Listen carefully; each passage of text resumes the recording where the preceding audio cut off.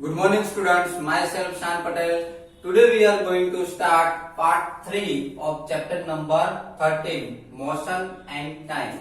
बच्चों आज हमारा पार्ट 3 है लेसन नंबर 13 का, जिसका नेम है मोशन एंड टाइम। बच्चों इस चैप्टर में हमने मोशन एंड टाइम में अब तक हमने फर्स्ट एंड सेकंड लेक्चर में मोशन के बारे में समझा था कि मोशन जो है कोई भी ऑब्जेक्ट जो मूव होता है, कोई भी ऑब्जेक्ट हो, कोई भी व्हीकल है, कोई भी ऑब्जेक्ट ले लो, जब वो ऑब्जेक्ट मूव होता है तभी वो मोशन में है, वो उसको ऐसा कहा जाता है कि वो ऑब्जेक्ट मोशन में। समझ में आ रहा है? तो मोशन के बारे में अब तक हमने समझ लिया। वो मोशन के हमने टाइप्स भी देखे थे, पीरियोडिक मोशन है ना, non periodic motion, okay, circular motion, along the straight line motion. तो ये सब मोशन के टाइप्स हमने लास्ट 2 लेक्चर में हमने देख लिए। तो मोशन के बारे में बहुत सारी इंफॉर्मेशन हमने ले ली। अब इस चैप्टर का जो पार्ट 2 जो है, जिसका नेम है टाइम, ओके, मोशन के बारे में समझ लिया, अब हमें टाइम के बारे में समझना है। आपको भी पता है कि टाइम जो है हमारी लाइफ के लिए, टाइम हमारी लाइफ में बहुत ही इंपॉर्टेंट है। जैसे कि आपकी लाइफ में, आप स्टूडेंट्स हो तो स्टूडेंट्स की लाइफ में आप लर्न करने के लिए, है ना, लर्न करने के लिए टाइम चाहिए। आप ऐसा बोलते हो, कोई आपको बोले तो आप ऐसा बोलते हो कि नहीं आप बिजी हो, तो आप ऐसा बोलते हो कि नहीं मेरे पास टाइम नहीं है, ऐसा बोलते हो ना। तो ये टाइम के बारे में आज हम बहुत ही इंटरेस्टिंग जो टॉपिक है टाइम, उसके बारे में हम पढ़ेंगे। अब बच्चों सिर्फ आपके लिए ही नहीं, आपके पेरेंट्स के लिए भी टाइम बहुत ही इंपॉर्टेंट है, ओके। जैसे कि आपके फादर है, आपके फादर मॉर्निंग में जॉब पे जाते हैं, तो मॉर्निंग में जब जॉब का जो टाइमिंग होता है वो टाइम से पहले 15 मिनट या फिर 20 मिनट ऐसे पहले निकल जाते हैं। क्योंकि अगर जॉब का टाइम समझ लो कि फादर का 9 o'clock को हो, तो फादर अगर दूर, जॉब प्लेस दूर है, तो यहाँ पे जल्दी ही निकल जाते हैं। 9 o'clock का टाइम है तो 8:30 को निकल जाते हैं, है ना। क्यों 8:30 को निकल जाते हैं? क्योंकि वहां पे टाइमिंग, जॉब का टाइमिंग 9 o'clock का है। समझ में आया? तो टाइम जो है बहुत ही इंपॉर्टेंट है। आपकी मदर के लिए भी टाइम बहुत इंपॉर्टेंट है। समझ लो कि आपकी मदर जो है, मदर क्या करती है, आपको स्कूल जाना हो, फादर को ऑफिस जाना होता है, तो उनके लिए भी वो मदर जो है वो जल्दी उठ जाती है, ओके, वो कुकिंग करती है। तो किस लिए? कि आप टाइम पे जा सको, ओके, फादर जॉब पे टाइम पे जा सके। तो टाइम का बहुत ही इंपॉर्टेंस है। तो आज हम इसी टाइम के बारे में आज हम इस चैप्टर में स्टडी करने वाले, okay. See here measurement of time. यहाँ पे हमको इस चैप्टर में आज मेजरमेंट ऑफ टाइम के बारे में स्टडी करेंगे कि टाइम जो है वो किस तरीके से मेजर किया जाता है, okay. If you did not have a clock, how would you decide what time of the day it is? देखो यहाँ पे ऐसा बताया गया है कि आपके पास, समझ लो कि आपके पास क्लॉक ना हो, तो आप कैसे डिसाइड करोगे कितना टाइम हुआ? अभी तो समझ लो आज के टाइम में सभी के पास क्लॉक होती है, बराबर। देखो मेरे पास भी क्लॉक है। अगर हैंड में क्लॉक ना हो तो हमारे मोबाइल से भी पता चल जाता है, मोबाइल में भी क्लॉक होती है, ओके। लेकिन समझ लो कि हमारे पास मोबाइल ना हो, हमारे पास क्लॉक ना हो, तो हमें टाइमिंग का पता कैसे चलेगा? हम टाइमिंग का पता लगा सकते हैं? नहीं। तो हमें टाइमिंग का पता चलेगा नहीं, है ना। देखिए यहाँ पे, Have you ever wondered how our elders could tell the approximate time of the day by just looking at shadow?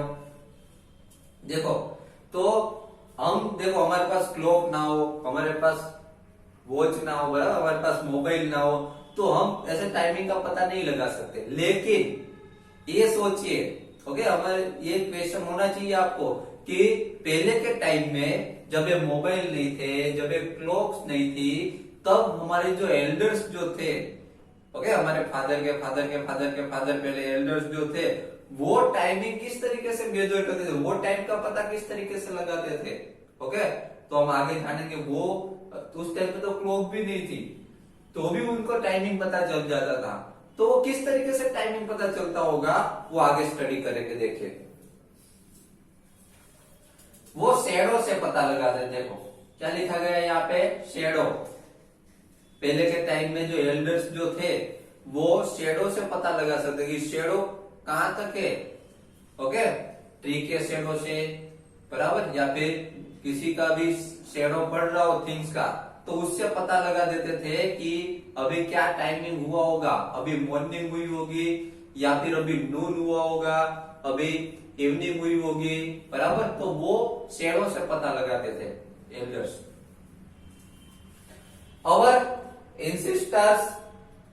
Our ancestors noticed that many events in nature repeat themselves after definite intervals of time. हमारे जो ancestors थे, okay, हमारे जो ancestors थे वो उन्होंने notice किया था, पहले के टाइम में क्लॉक नहीं थी, पहले के टाइम में मोबाइल्स नहीं थे, लेकिन वो उन्होंने नोटिस किया था कि कुछ इवेंट्स हमारे नेचर में, कुछ इवेंट्स ऐसी होती है जो फिक्स, उसमें फिक्स इंटरवल ऑफ टाइम होता है। इंटरवल ऑफ टाइम मीन्स क्या होता है कि समझ लो कि सनराइज, हमारे इंसेस्टर्स जो थे उन्होंने पता लगाया कि सनराइज अभी समझ लो कि 7 o'clock को सनराइज हुआ, तो फिर से जब नेक्स्ट डे जब फिर से सनराइज होता है, तब उनको पता चल जाता है कि वो इस तरीके से पता लगाते हैं कि आज के सनराइज हुआ, बाद में जब नेक्स्ट सनराइज होगा तो 1 डे हुआ। समझ में आ रहा है? इस तरीके से पहले के हमारे एंसेस्टर्स थे वो पता लगाते थे। फॉर एग्जाम्पल्स, देखिए यहाँ पे एग्जाम्पल्स भी दिए गए। They found that the sun rises every day in the morning. For example, they found the sun rises every day in the morning. यहाँ पे एग्जाम्पल दिया, मैंने आपको जो एग्जाम्पल दिया वो उन्होंने ऐसा फाइंड किया कि सनराइज जो होता है, sunrise every day in the morning, every day in the morning, morning में सनराइज होता है। The time between one sunrise and the next was called a day. आज सनराइज हुआ, बाद में जब नेक्स्ट सनराइज होगा उसको 1 डे में गिना जाएगा। उनको पता चल गया हमारे एंसेस्टर को कि अभी जो सनराइज हुआ, बाद में जब नेक्स्ट कल जब सनराइज होगा तो 1 डे हुआ। समझ में आ रहा है? इस तरीके से हमारे एंसेस्टर्स जो है उन्होंने फाइंड किया। That similarly a month was measured from one new moon to the next। देखिए यहाँ पे ऐसा बताया गया, उसी तरीके से similarly a month was measured from one new moon to the next। पहले के जो एंसेस्टर्स थे, बराबर, वो इस तरीके से वन मंथ हुआ, 1 मंथ किस तरीके से फाइंड करते थे कि न्यू मून, समझ लो कि आज न्यू मून हुआ हो, तो बाद में जब नेक्स्ट न्यू मून होगा, आज न्यू मून स्काई में देख लेते थे कि आज न्यू मून हुआ है, बाद में जब फिर से नेक्स्ट जब न्यू मून होता है ना, तब उनको पता चल जाए कि अभी 1 मंथ हुआ, क्योंकि उस टाइम पे क्लॉक्स नहीं थी, कैलेंडर्स नहीं थे उस टाइम पे। आज तो सभी है, क्लॉक से, मोबाइल से, कैलेंडर से, आज के टाइम पे तो सभी है, सब है। लेकिन उस टाइम पे जब नहीं था तब इस तरीके से फाइंड करते थे। ओके, आज न्यू मून हुआ, बाद में जब फिर से जब न्यू मून होता था तब उनको पता चल जाता कि 1 मंथ कंप्लीट हुआ। Then a year was fixed as the time taken by the earth to complete 1 revolution of the sun. अभी देखो, अ ईयर, 1 ईयर हुआ, वो कैसे फाइंड करते थे वो कि 1 ईयर 1 साल हो गया, तो वो इस तरीके से फाइंड किया जाता था कि a year was fixed as the time taken by the earth to complete 1 revolution of the sun। अर्थ है वो सन के अराउंड जो 1 रिवॉल्यूशन कंप्लीट करती थी, अर्थ जो है वो सन के अराउंड, मीन सन के अराउंड जब एक चक्कर मारती थी, 1 रिवॉल्यूशन जब कंप्लीट करती थी, तब 1 रिवॉल्यूशन जब कंप्लीट करती है तब 1 ईयर काउंट होता है, मीन 365 डेज होते हैं। समझ में आ रहा है? तो ये बताया गया है कि जब एक टाइमिंग के बारे में बताया गया है कि पहले के टाइम में जब क्लॉक्स नहीं थी, जब मोबाइल्स नहीं थे, तब टाइमिंग किस तरीके से हमारे जो एंसेस्टर्स जो है वो, हमारे जो एल्डर्स जो थे वो किस तरीके से टाइमिंग फाइंड करते थे? तो पहले के टाइम हमारे एल्डर्स जो थे वो शैडो के ऊपर से टाइमिंग फाइंड करते थे। शैडो कहां तक आया है, ओके, कहां तक शैडो हुआ है? आपने देखा होगा कि जब मॉर्निंग में जब हम बाहर निकलते हैं तो मॉर्निंग में हमारा शैडो लॉन्ग होता है। देखना आप मॉर्निंग में जब बाहर निकलोगे, ओके, सन होगा तभी शैडो दिखेगा। मॉर्निंग में जब आप बाहर निकलोगे तब आपका शैडो लॉन्ग होगा। धीरे धीरे धीरे जैसे टाइम जाता जाएगा, सन जैसे जैसे ऊपर आता जाएगा हमारे हेड के ऊपर, वैसे वैसे शैडो जो है वो शॉर्ट होता जाएगा। और आफ्टरनून में 12 ओ क्लॉक को आप देखना, 12 ओ क्लॉक का आफ्टरनून में सन एग्जैक्ट हमारे ऊपर होगा, तब हमारा शैडो हमारे नीचे होता है, तब शैडो नहीं दिखाई देगा आपको। समझ में आ रहा है? शैडो हमारे नीचे आ जाएगा। और जैसे जैसे बाद में नून के बाद, जैसे जैसे नून के बाद जब इवनिंग होती है तब फिर से हमारा शैडो कैसा होता जाता है? लॉन्ग होता जाता है। समझ में आ रहा है? तो शैडो के ऊपर से पहले के टाइम हमारे एल्डर्स जो थे वो शैडो के ऊपर से पता लगा देते कि कितना टाइमिंग हुआ, ओके। उसके बाद में एल्डर्स शैडो के ऊपर से पता लगाते थे।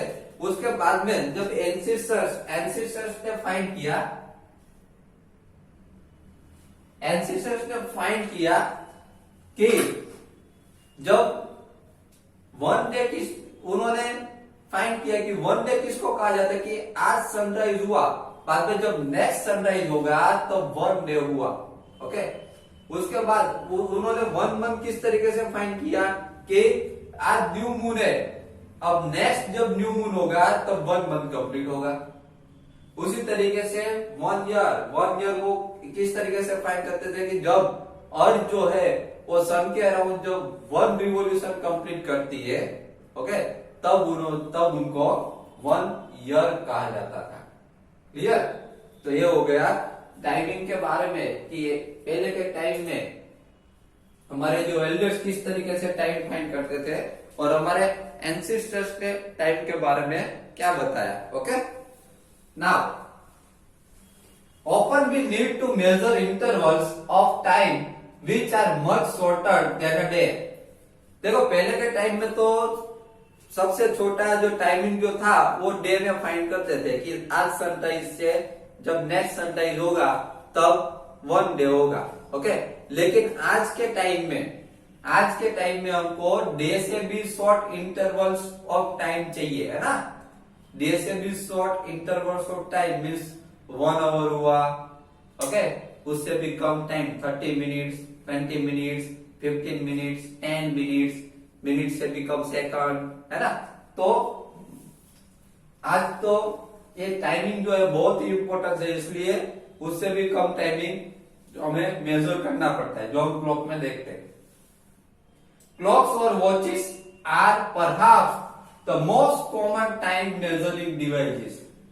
देखिए इसके लिए क्लॉक्स एंड वॉचेस जो है वो most common timing measuring device है जो 1 डे से भी कम टाइमिंग मेजर करती है, 1 डे से भी कम टाइमिंग हमको दिखाती है, ओके। देखिए आज के टाइम में ऐसी क्लॉक आपको बहुत कम देखने को मिलती होगी क्योंकि ये क्लॉक जो है उसमें पेंडुलम होता है। देखिए ये क्लॉक जो है इसको वॉल क्लॉक कहा जाता है। क्या कहा जाता है इसको? Wall clock. और इस क्लॉक में यहाँ पे पेंडुलम होता है। अगर 1 o'clock हुआ तो 1 टाइम इसमें से आवाज आएगी, इसमें से रिंग आएगी, पेंडुलम 1 टाइम ऐसे होगा, टन ऐसे 1 टाइम होगा, ओके। बाद में जब 2 o'clock हो गए तो पेंडुलम 2 टाइम और टन टन ऐसे 2 टाइम होगा।